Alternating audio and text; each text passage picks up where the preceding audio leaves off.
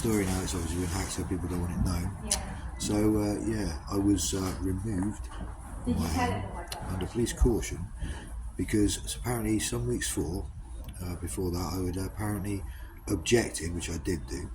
I was basically put forward an opinion. I didn't believe my then wife, Sarah Jane, should go to a Hindu party because she was lying about where it was, and it would involve the smoking of cannabis. It happened to be down a local pub. Now, I voiced my opinion in front of our children and said I didn't agree with Mummy going because there's drugs there. Mummy doesn't do drugs. She doesn't smoke cigarettes or anything like that. But no, she still went, which is up to her. And then apparently she came back 5 hours later after being in the pub with a wristband on and a kitty envelope before she went. So that's what you need when you go to someone's house for a party. And she came back and she was blatantly passively stoned. Her eyes were bloodshot. She absolutely stunk of weed. And sat down, miserable, blatantly anxious and nervous about the fact that she didn't quite know what was going on with herself.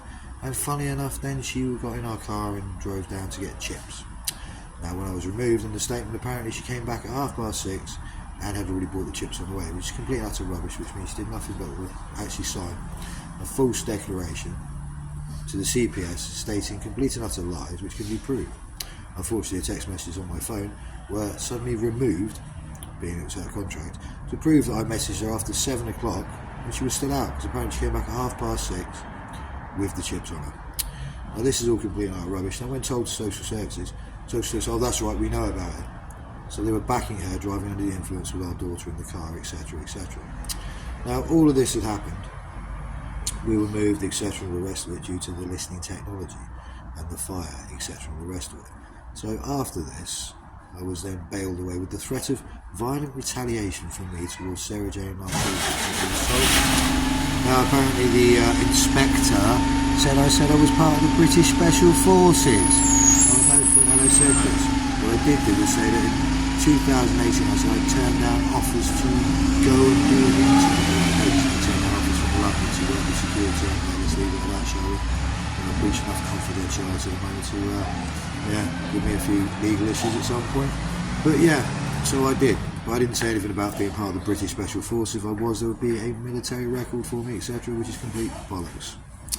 Because I do not like the military very much anyway. I never want to be on a parade ground at 5:30 in the morning being shouted at with a tash. Imagine that, he says, the man with a beard. Irony for you. I'm now shouting at a phone, isn't that fun? Yeah, that must be mental health as well. No, so anyway, I decided then and there to have some legal advice for a friend. We did. We saw legal advice, and I was given the option to either take it to court or take the undertaking. Now, she'd already named her specific conspirators for their witness statements. I'd named mine. I decided, you know what, I'm a bit cleverer than all of you lot. I think what I'll do is I'll take the undertaking after listening to the actual legal advice of a proper solicitor, a real one, rather than a so-called next-door neighbour who seems to think she knows everything. Wait for the statements to come to find out who had instigated the breakup of my marriage, when apparently the listening technology and the phone hacking wasn't real, according to constabulary, her witnesses and everyone else, including a teacher who decided to write a false declaration herself just to cover the fact that she herself was at a drug party in a pub. Some teacher, that's an educator. I'm very unimpressed by that. Probably why my children don't go to that school, I would imagine. Who knows? Anyway, so I decided to take an offer and put myself in self-imposed exile as such, and go to Cornwall for a bit while the undertaking, which was going to last for a period of months, which I knew anyway. And, get my head together. Apparently, no, it wasn't to get my head together at all. It was just to give me a break, because I didn't want to walk around my own town and then have the chance of being arrested if I bumped into Sarah Jane, which apparently, when you're apparently bailed away, this is something else I don't do in the country. You can breach your bail by going near them, but if they turn up near you, it's not a breach of your bail. That is sexist rubbish. That's a disgrace. They have willfully come near you to try and incite something to happen. That is a disgrace, and that is a law that needs to be adhered to and changed. Anyway, so off to Cornwall, November 2021. So to stay at families.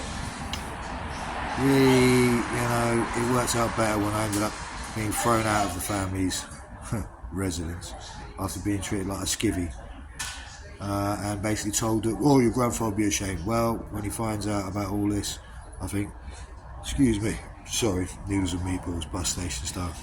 good stuff. When he finds out about all this and hears, which I'm sure he's watching from up above, I don't think he's going to be angry or disappointed with me. I think the way I was treated and the way this was done would drive him wild in his own statements. Anyway, we'll carry on a little bit about what happened when I got to Cornwall. Still remember listening text still in action. Still remember people hacking into phones, etc. Started on the day I was supposed to answer my bail. Officially, visual, anyway, because I got an alarm reminder 2 hours before my alarm was due to go off. Now, anyone who knows me knows I'm always up on time. I never get up late. And I certainly don't set an alarm reminder 2 hours before I'm supposed to have my alarm go off. Come off it, people. That's just stupid. Yeah? Anyway, we'll fill in the next part in a bit. See you soon. I've got some more news and local stuff.